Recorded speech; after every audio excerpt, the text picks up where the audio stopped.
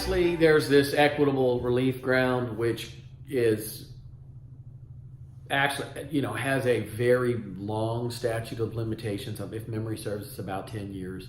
And it's when the other two avenues for relief really aren't available for whatever reason, can't articulate them.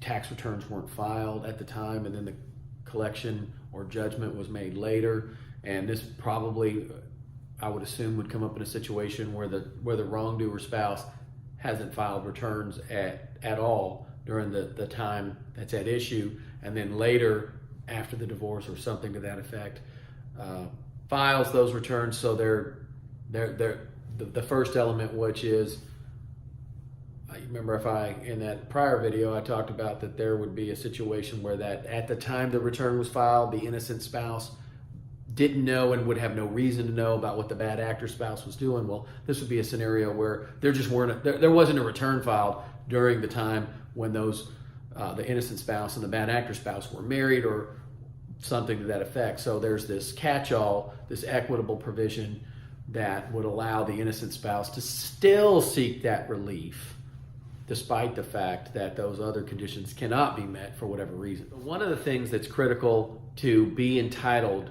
to seek that request for equitable relief is that the innocent spouse has got to be in a situation where they can affirm that there wasn't a fraudulent scheme between innocent spouse and bad actor spouse to transfer assets or to shelter income from taxation from the IRS.